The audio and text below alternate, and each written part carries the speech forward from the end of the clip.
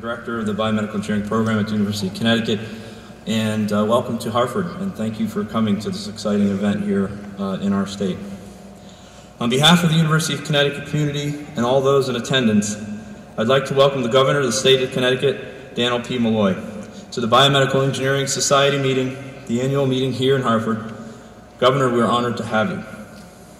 It goes without saying that the entire university community will remain forever indebted to the Governor for his leadership this past spring in creating a bold vision embodied in the Bioscience Connecticut, which will utilize and strengthen the unique assets of our health center at the University of Connecticut, bolstering our research, clinical and academic programs, and create high-paying jobs in bioscience. These initiatives will transform our state into a national center for bioscience initiative. The state's investment in Bioscience Connecticut is already paying off. Last week, the Governor and legislative leaders announced a new and exciting billion-dollar Jackson Laboratory project in personalized medicine that will be located at the University of Connecticut Health Center campus. This endeavor is estimated to create about 300 jobs over 10 years and 600 direct jobs within 20 years. This is a bold statement that Connecticut is open for business, and especially in the area of bioscience and biomedical engineering. We at the university are thrilled to partner with our state, Jackson Laboratories, and our colleagues at Yale in this growing and exciting field. We are also grateful for the Governor's strong support of the establishment of the technology park on our campus at Storrs. All these efforts will link Connecticut's bioscience and research facilities from New Haven, Farmington, Hartford, Storrs, and all points in between. Governor, thank you for your strong leadership in promoting these initiatives to retrieve Connecticut's economy and using higher education, science, and research as a major vehicle to bring clinically needed jobs to our state, critically needed jobs to our state. Thank you. And so with that, I'd like to introduce Governor Dannel P. Malloy. Thank you. It's a great pleasure to be with you and to have such a kind and gracious introduction to you. I'm going to do a couple of things. I will talk about just very briefly the Bioscience Initiative in Connecticut because it may be of interest to you all. But first and foremost, I want to welcome you to the state of Connecticut and thank you for coming. Thank you for bringing this meeting to Connecticut. I hope that you are finding your accommodations appropriate and that you'll enjoy the city of Hartford for the day or days that you are here. I also want to thank you for your dedication to this important field. I am reminded almost on a daily basis that the United States continues to be the leader in innovation, in intellectual thought and processing, and in biomedical engineering in particular. We continue to be leaders.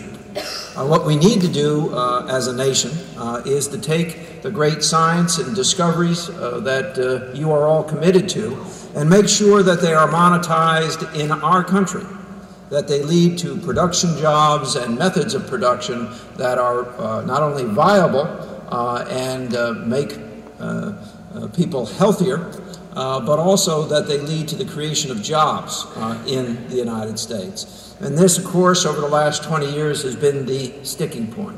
So many of your developments and inventions, and in other areas as well, have still taken place here, but have led to job creation in other countries.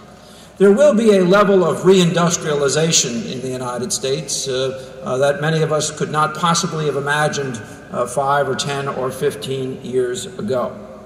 The question is, what will be reindustrialized? What will be monetized of our new inventions here in the United States?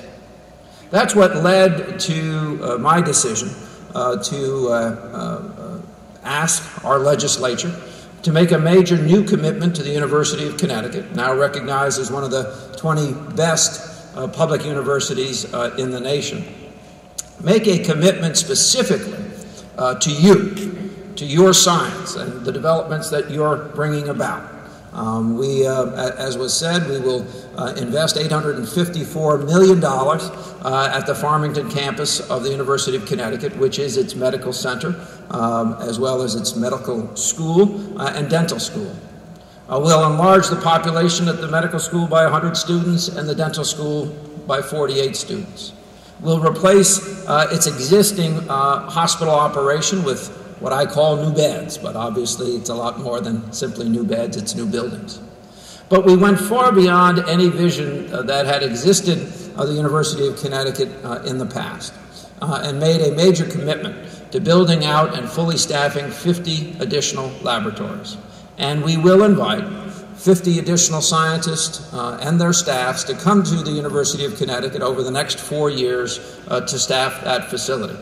And then beyond that, as you've heard, that 50 laboratories will be joined by 30 additional laboratories by Jackson Labs' Genome Project to be housed on that campus.